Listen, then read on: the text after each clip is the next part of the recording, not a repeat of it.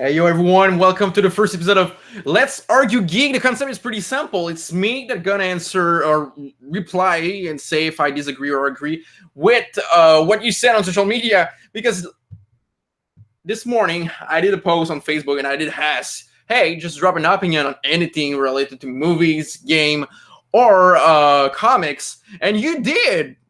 You did, motherfuckers and bastards. So we gonna talk about that, and I'm gonna just agree or disagree and put my statement or my input on what you said. So let's start that. So Jamil Moreau said Marvel movies release should more spread out during the years. I do disagree on that. I do think that Marvel is actually doing a really good strategy with their release. Back to back like that is just insane. Like Captain Marvel, 2 months after we got Endgame, 2 months after we're gonna get Spider-Man Far From Home. This is really brilliant because when Captain Marvel, when actually Endgame just arrived in theater, Captain Marvel was still in the theaters, and Captain Marvel got a boost from Endgame because some person was like, "Oh man, I need to watch this movie before the other one the year just before," and after, or vice versa. You know, you go see Endgame, and after you're like, "Oh, Captain Marvel is cool. I gotta watch Captain Marvel." And same thing for Spider-Man. I guess that Endgame gonna get a boost because even person that already seen the movie will be like, "Oh, I will go watch this movie again because Spider-Man was so cool." You know, so they get a boost from that, and you always stay in the Marvel mood. If sure, as a consumer point of view and not a marketer point of view, I do think that having spread out the movies like that will be greater for the viewers, of course, if you only watch those movies. But don't forget, Disney is behind Marvel, so they got a movie for each week, each week of the year. Fuck, uh, we got the Star Wars in December, and now we're gonna get the Avatar in December as well. They pull out all the live action between every Marvel as well. Like Aladdin just came out in 2 weeks. I think it's Spider Man, and after we go on and on and on with Disney, so it will never stop. We got Lion King coming up. We got Frozen 2, and you know it's Disney. So I disagree with that statement. Matthew W. Kendrell said the Last Airbender is M Night Shyamalan's worst film. I totally disagree. The worst one is The Happening, man. If you did not watch The Happening and you saw The Last Airbender and you were like, "Oh fuck, M Night Shyamalan did really did a bad film with this one," watch The Happening, and after you're gonna say, "Oh, The Last Airbender is Citizen King," you know. Ken Chu said Aladdin 2019 should easily make as much in Beauty and the Beast because it's equally good. Um, I don't think that we can judge on the state of point of equally good. I did not see Aladdin so far, but the problem with that is when a movie gets released like that, it's always on the first weekend. So it doesn't play really on the quality of it. It's really on the what has been done on the marketing of it. So the trailer and all the pre-press with the actor has been, and of course the review. So kind of the quality, I do agree on that for sure. But I do think that Aladdin gonna make more, and not just by the box office that he did. I do think that Aladdin has a really wilder audience, possibility of an audience. For example, me, Beauty of the Beast, I don't care. I'm really not into princess. But Aladdin, when I hear this title and when I saw the trailer, I don't feel I'm going to a Disney princess film. I'm going to something with Will Smith and Prince of Persia, you know. So I have no problem, and I'm actually interested, and probably I'm gonna see Aladdin in theater, and I never seen Disney Princess live action in theater before. So this movie is really interesting to me because it's go wilder than people that are just interested in Princess. So I think that Aladdin gonna do more, and still Will Smith is a beloved actor, so of course it's gonna do more. After that, Adam Abelson says Suicide Squad casting was perfect, but the movie was wrong. Yeah, I do agree that Suicide Squad has a really good cast. I think Margot Robbie as Harley Quinn is really great, and Will Smith as well in the cast. Will Smith is always great. We and Jared Leto to me was a good choice for the Joker. So I do think that yeah, Suicide Squad was great. If James Gunn would be there before they made the mess. Lord of the Ring is better than Twilight. Than, yes, that's true. But then Star Wars by Matra. Um, I don't think we can compare both of them. But at some point, I do agree in my personal taste. I prefer watching a Star Wars, but yeah, Star Wars has some fantasy element in it for sure, since it's a space opera. But I do think that Star Wars is better if we take the core three movies. But if we take the whole thing, I do think that Lord of the Ring is better, including if we include the Hobbit and then then the rest. But yeah, I do. I do not agree. I think Star Wars is better in my personal taste. After that we got Caleb Dangerous Quetch that say Beauty and the Beast 2017 is better than Beauty and the Beast 91. I don't think that's two movies that can be compared, since one is animated and the other one is live action in some way. But I would say I don't agree. I do think that the best Beauty and the Beast is the 1941 by Jean Cocteau French film. White, black and white. It was a great one and really more original than what we got before. So I do think that the 41 version of the Beauty and the Beast is the best one. But the animation is really solid for sure. In 2019, again, I do think that the three movies are good movies, but 41 is the best for me.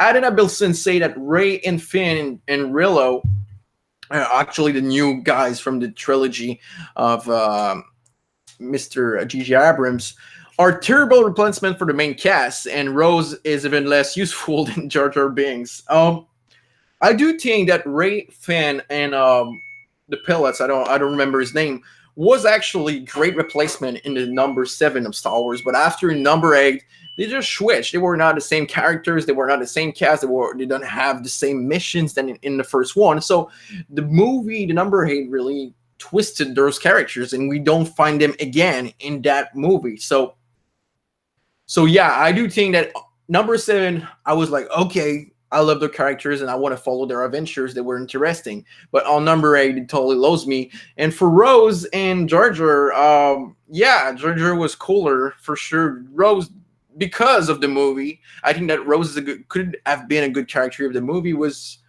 using her in some way.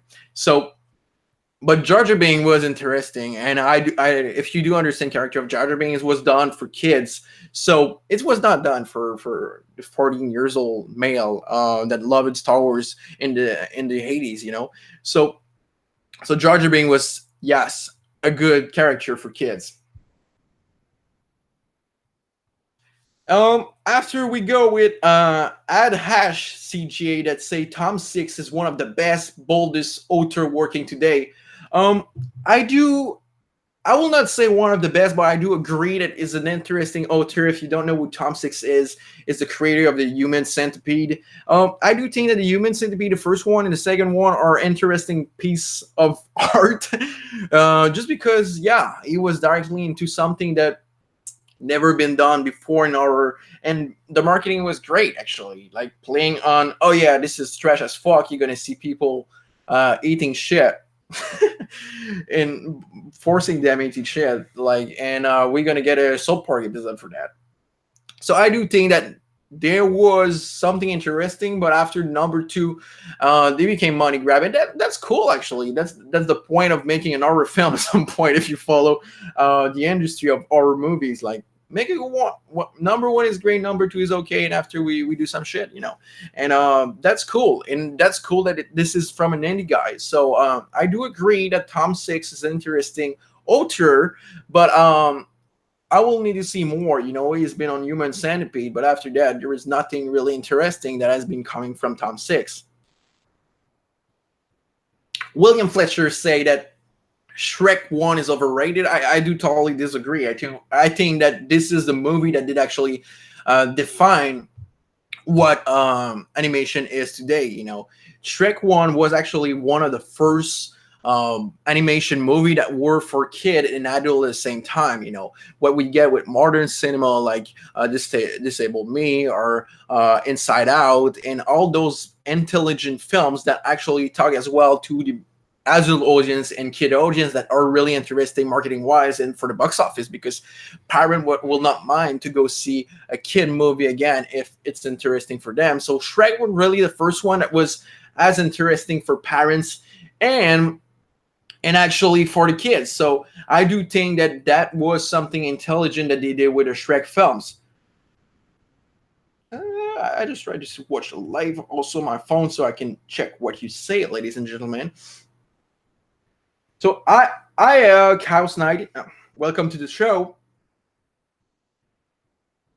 Daniel Watson say Baz Luhrmann sucks. I do disagree. I can say that Baz Luhrmann is definitely a not consistent filmmaker. That's for sure. I can say that. But I do think that Baz did create some of the best musical ever made in cinema history, and as well that he made for me my favorite Netflix show that been canceled after 6 episodes. That I'm talking about, To Get Down. That for me, To Get Down was actually a really really great show and probably my favorite show on Netflix ever. So Get Down is great. Watch it if you think that Baz is actually overrated. It's a great show. Nas, if you're into rap, Nas is into that. He made a couple of songs for the show. So it's really, really interesting to watch if you are into rap music and rap culture.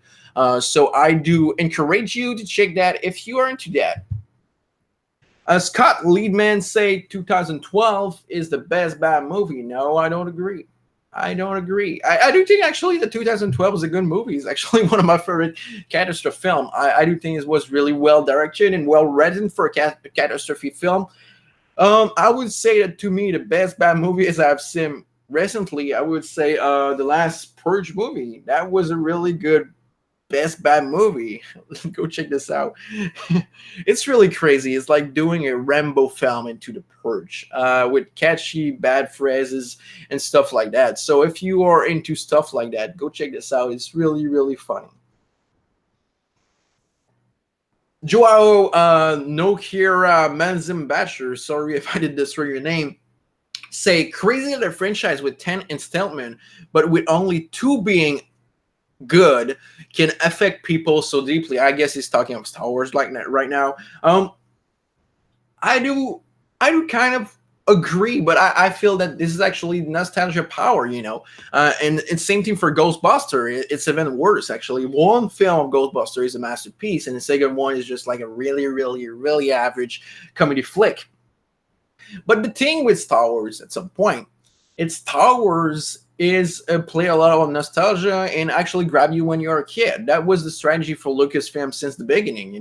When they made Star Wars, what meant for the kid and creating toys line and stuff like that. That was the idea of George Lucas.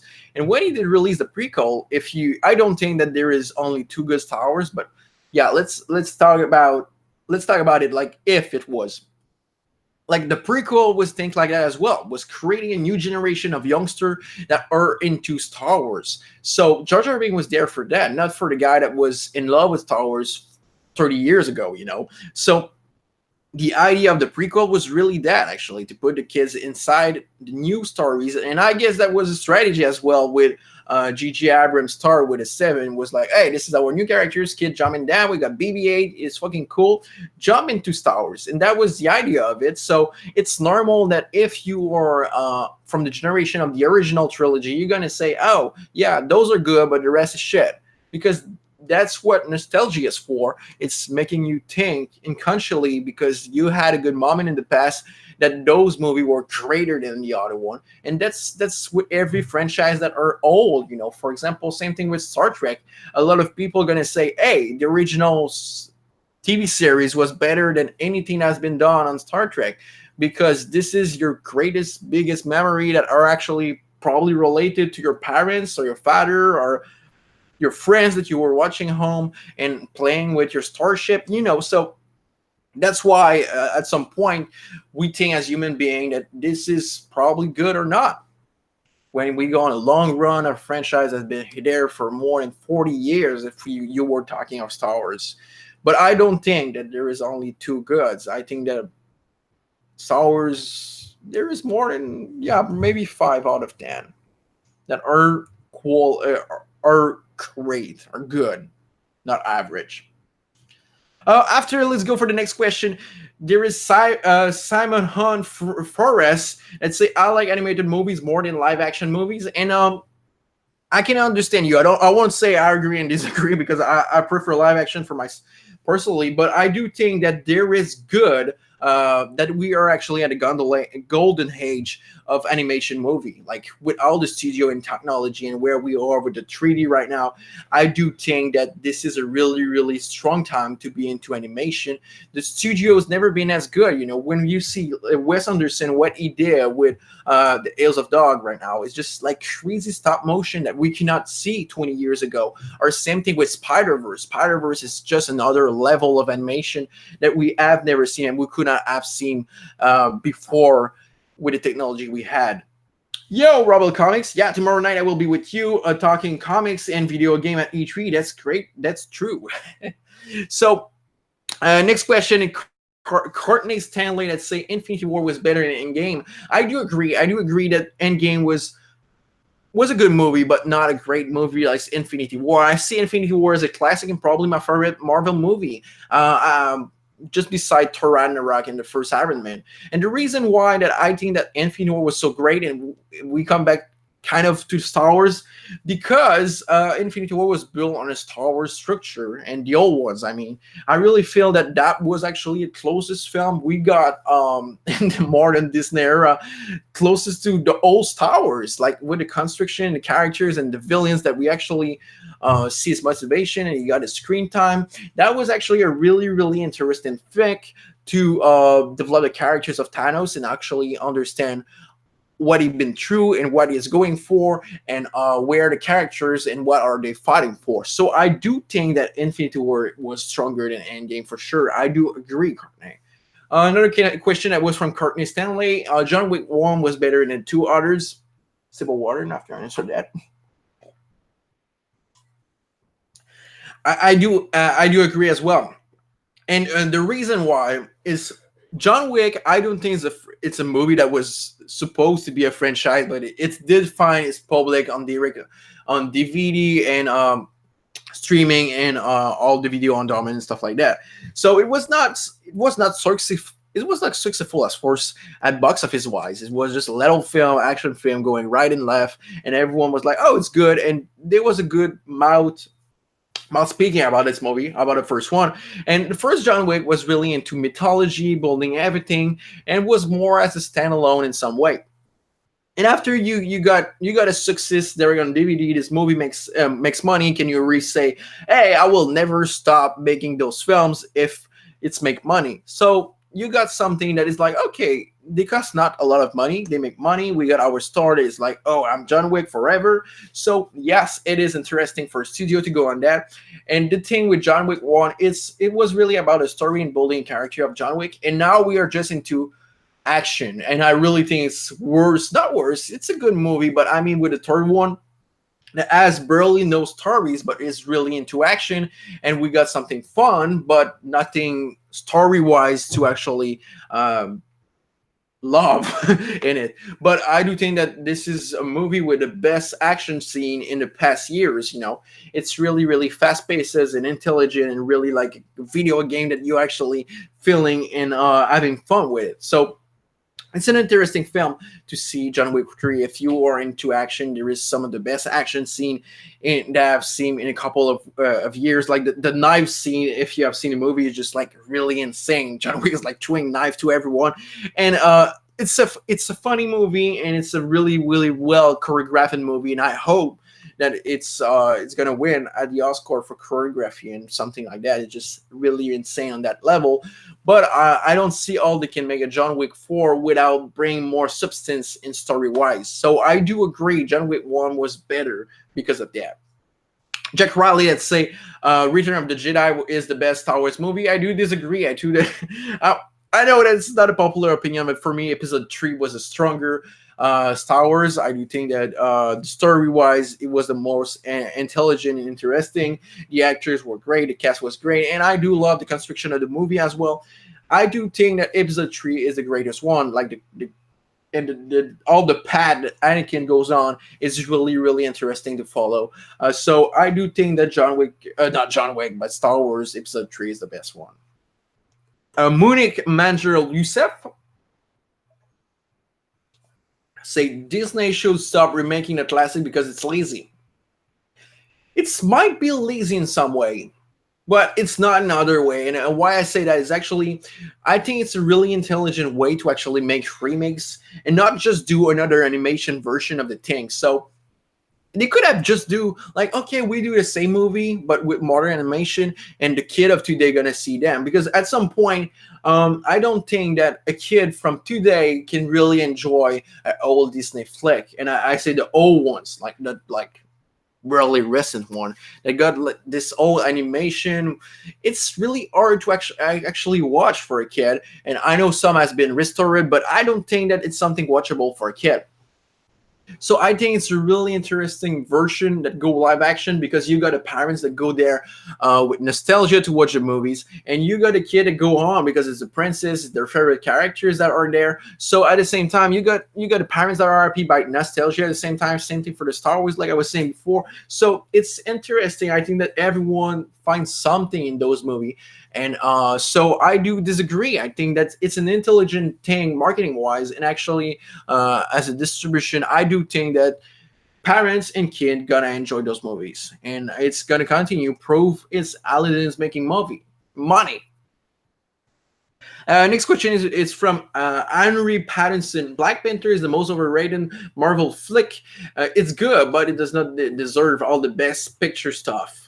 I do, of course, agree. I think that Black Panther did serve on a hype that was justified in some way, because it was the first time that a major black cast was actually going to the big mainstream movie like that. So it was justified by that, and the box office was diverse because of that. Marvel Studio did something that no one did before, going mainstream like that with a big cast. You know, we don't talk about Blade and stuff like that. We do talk about mainstream superhero movies for kids and everyone. So a black kid could actually finally identify to a superhero that is actually someone that looks like him. So that's something interesting. But if we go quality wise, no, Black Panther is not an Oscar worthy movie. Of course it's not. So I do agree. And if for me, a movie that was really into I guess the black exploitation or black community and Black Lives Matter and all this thing, I do think that Spike Lee should have won versus Black Panther all the award. And I do think that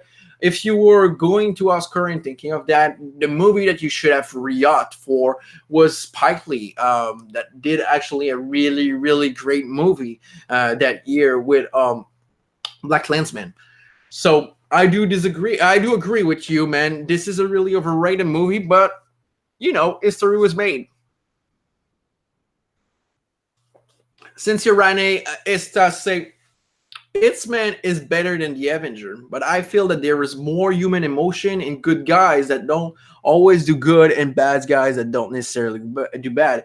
Yeah, I do agree that X-Men, on the point of comics-wise or character-wise and not movie-wise, if you're not talking about a movie, I do agree X-Men is a better assemble of characters and a better, actually not universe because it's the same universe, but better roster to play with as a creative and as actually a viewer. You know, there was more character that you can identify with, and there is more purpose, and there are more humans. You know, Avengers are just action figures fighting other action figures for our pleasure.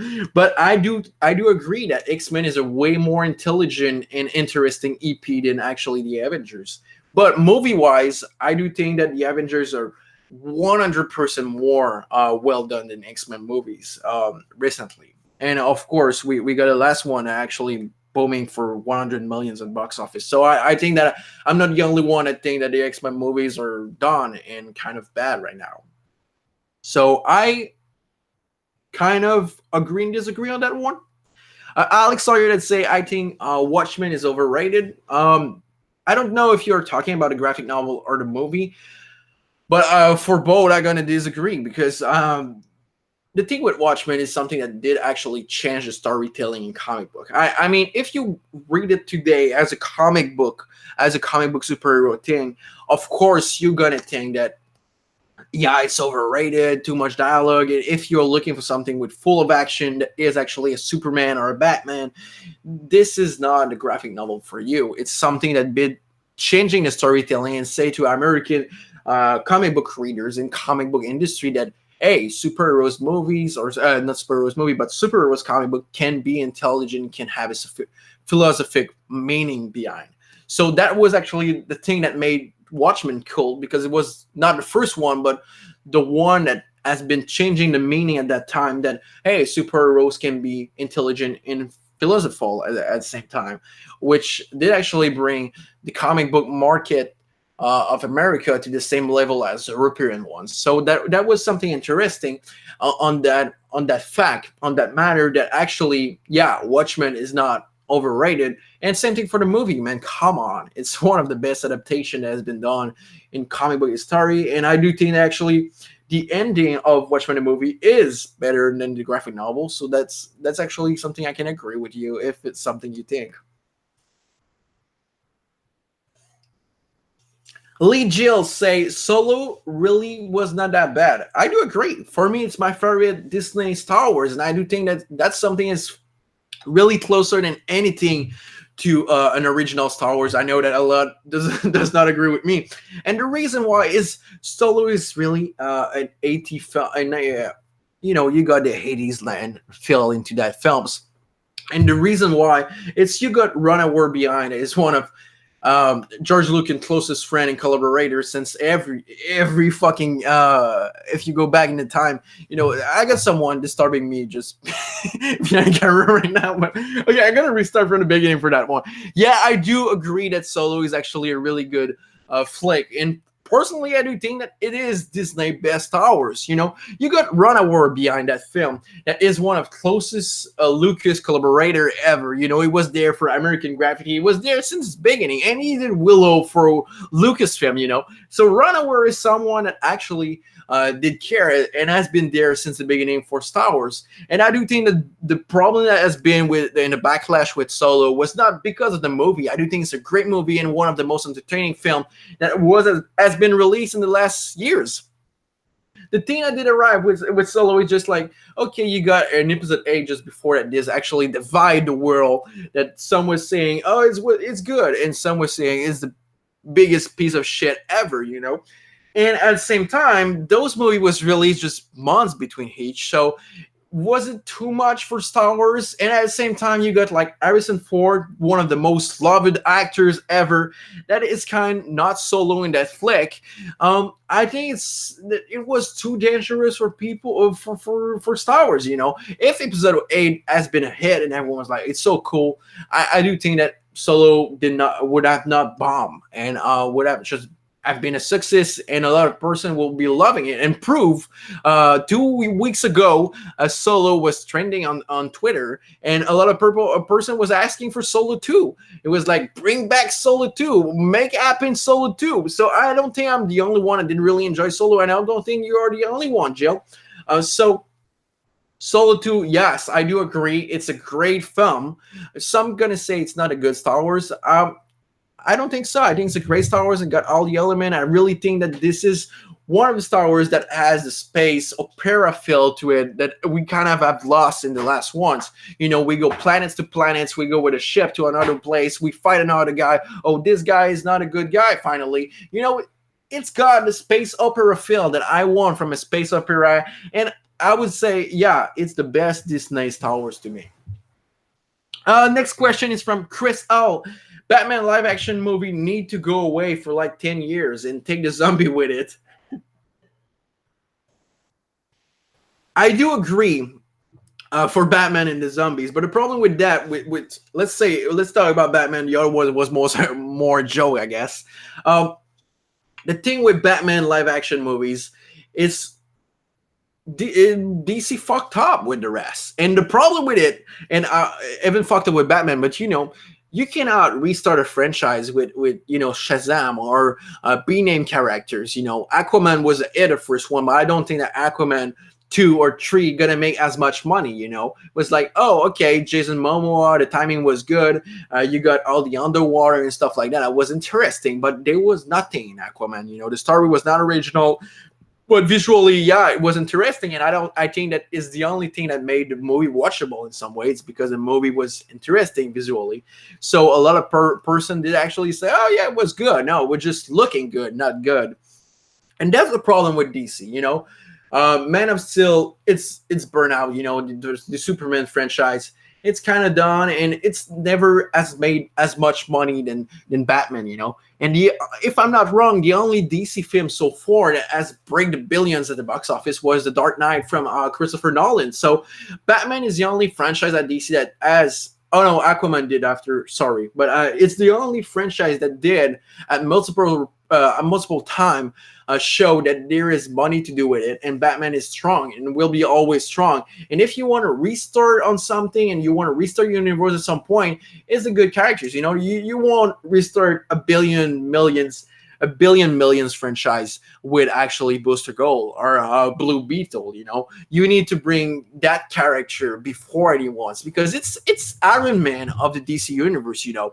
So without Iron Man in the MCU, there will be no MCU. So without a solid Batman trilogy or first films, you will not start a universe. So I do think that on the marketing standpoint, yes, Batman is needed for DCU, but do we want a Batman? It will be hard to convince. I'm convinced because I love Robert Pattinson, but beside that, do I want a next Batman film? No, I don't. I don't think that anyone want a Batman. We have heard this story already a couple of times. We have seen those characters a couple of times, and they're gonna do it again. So I can't wait to see the trailer. But right now, do I want a Batman film? No, I don't, and I don't think I'm the only one that doesn't want it.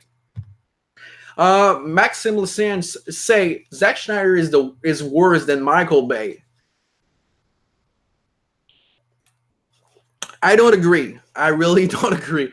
And I would say I don't think that Zack Snyder and Micheal Bay are bad directors. I think that both are great directors.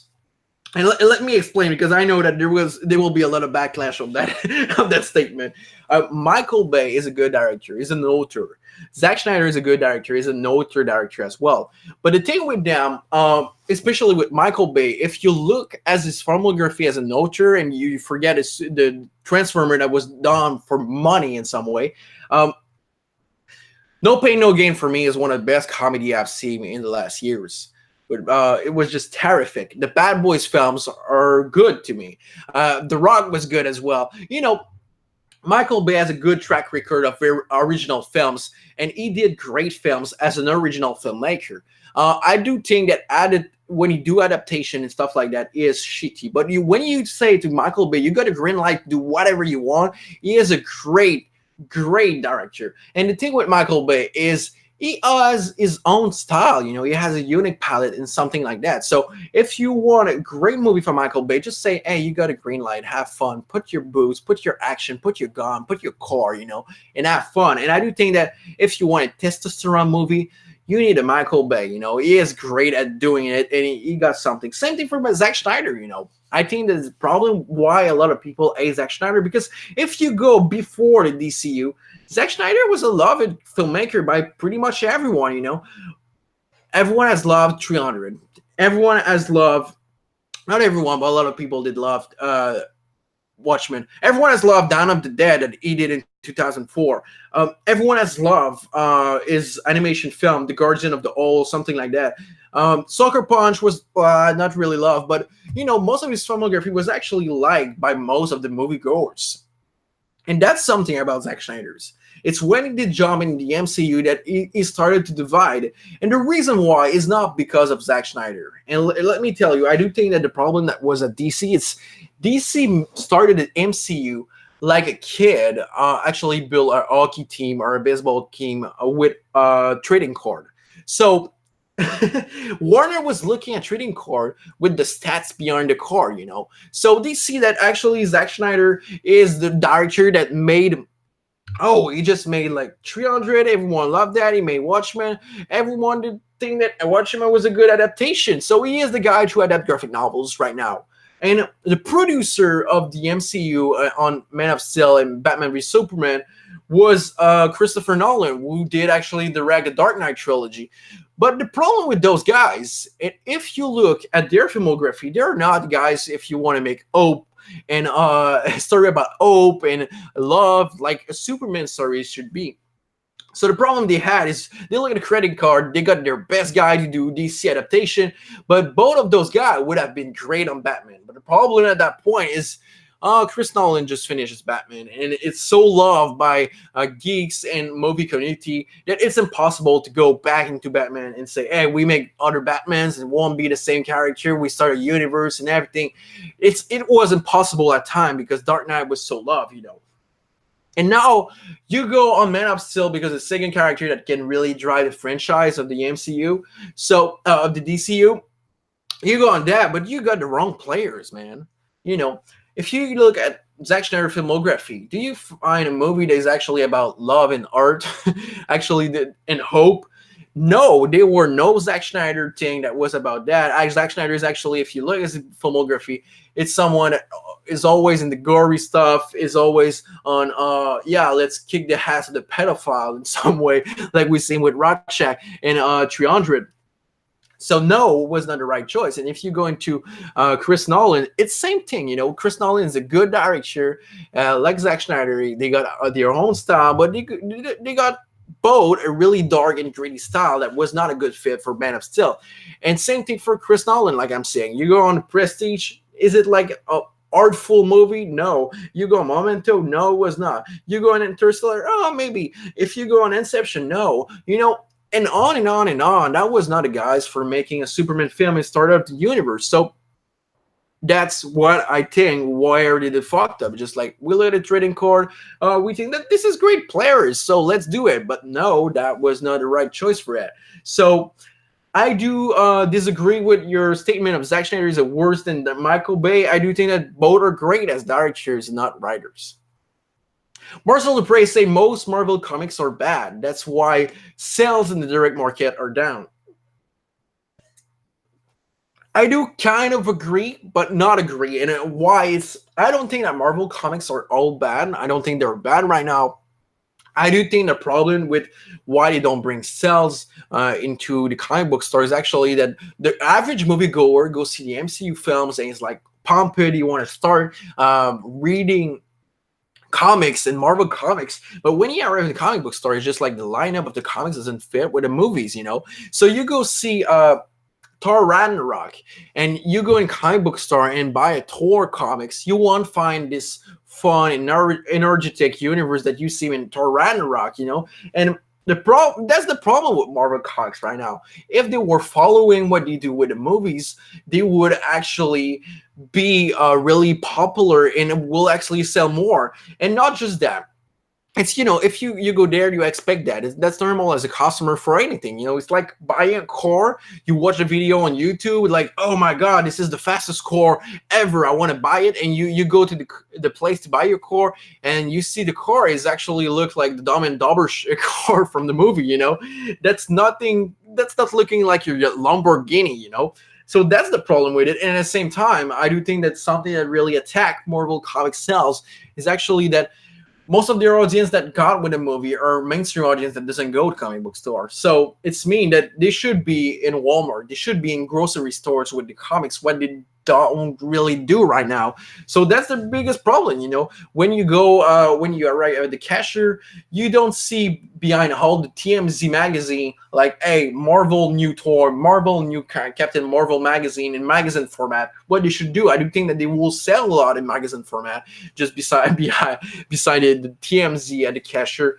Every kid will want one. The adult that just finished a movie will be like, oh, I will try that. It's look cool. And after, you're gonna actually grab people and bring them to the comic book store and actually continue the series and probably order at a store or online or even on Comixology, and maybe like always grab one at the Walmart because it's like, oh, that was a great magazine. So I do kind of agree that Marvel is fucking up with their lineup right now. Next question, I would say next argumentation is from Nathan Ucom that say the Fallout game franchise as self-destructed and excitement for Fallout 5 won't be too high. I do kind of disagree. I will have agreed like 2 days ago. Like Fallout is dead after 76. But now at E3, if you were watching Bastida last night, they are going to actually make a big update with Fallout 76 and bring the NPC back into Fallout 76, like all the other Star Wars, not Star Wars, but Fallouts. What actually make Fallout great and beloved as a franchise.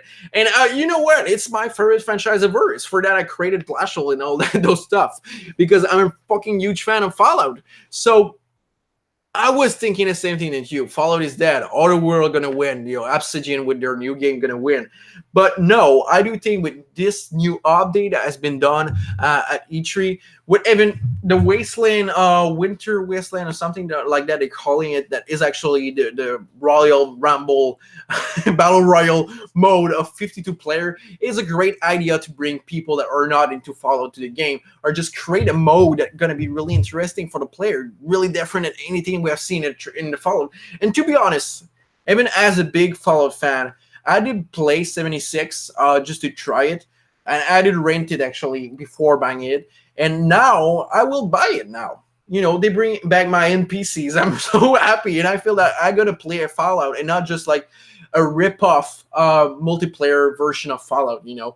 Fallout Earth is into the NPC and actually talking to the people and the survivors, the wanderers. So bringing this back to Fallout 76 is now a Fallout to me, and it was not before. So I'm happy, and I can't wait to play Fallout 76 for real with NPCs and try this interesting battle royale mode. So yes, I would have agreed that Fallout was in self-destruction before the E3 conferences yesterday. Now, last subject of today, Let's Argue Geek episode is Art Bell film, my friends, that say comic book store ignore customer except their friends. I do kind of agree with you, and the reason why and I do think that it's actually the store that are closing right now are those ones, and a lot of stores were run like that before, and the reason why is that comic book business, comic book stores are run by fans mostly. So the problem is, it doesn't mean that you are a fan, that you are also an entrepreneur. And a lot of person that started comic book stores started by a love of comic book, and it was like, oh, I want to live my life in that. I love comic book, and they actually open a comic book store by hobby and not as an entrepreneur, thinking that they're gonna make money and they're gonna sell comics with that. So when you go with the hobby mindset of making a comic book store, it's sure that you're going to be talking with your friends and talking with your stuff, and you're not into a business, you're actually running a hobby. And that's the reason why a lot of comic book store fail and close. It's because owner is running it as an hobby and not a business. I've seen comic book store making millions every year, and I'm not joking. It's not for nothing that My Town Comics exists. It's because they got the Times Square emplacement, but they run it like a business. They do live shows on Facebook. They do a lot of social media content. They do sing-ins. They do there is always an event, and the most important thing, they really, really, really work on their presence online, and they actually probably sell more through their website. I'm in Quebec, Canada, and I know a lot of friends that actually order from Midtown and make it shipped to Canada because they did build their reputation, they did build actually the presence. And I'm talking of a big guy right now, but I know really smaller comic book store does it well because they're gonna do package, they're gonna do like even in their store with back issues and stuff like that, and singing with local artists. Running a comic book store and making money with comic store is not. It's all in the even. If you make even in your store, you're gonna make money.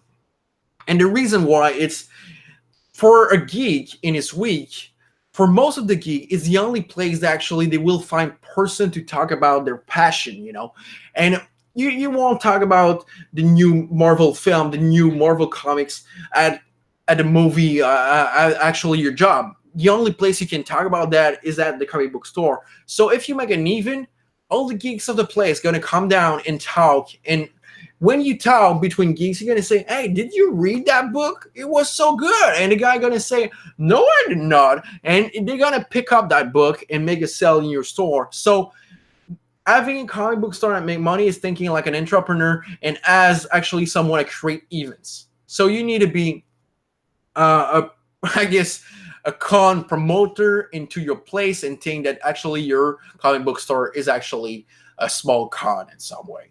So that's the way I think to actually make money with a comic book store. And the reason why the comic book store fell is actually a lot of person run as an hobby. Of course, I'm not saying that every comic book store that closes because of that. It's not the LTR industry, but I do think that there is still money to do with comic book store if you run it as an even place. And of course, you love comics. Thank you for watching this first episode of Let's Argue Geeks. I had a lot of fun to do that. So if you have an argumentation that you want me to insert on the next episode, drop it in comment below. Drop it on my Facebook, on my Twitter, and my Instagram. If you want to support the show, there is a link in the description that is written tips that you can send a text to me. That is actually something that helped me make the show. You can actually buy my book on Indiegogo, Glaxial #1 as well. So thank you for watching. I hope you had enjoyed this first episode of this concept.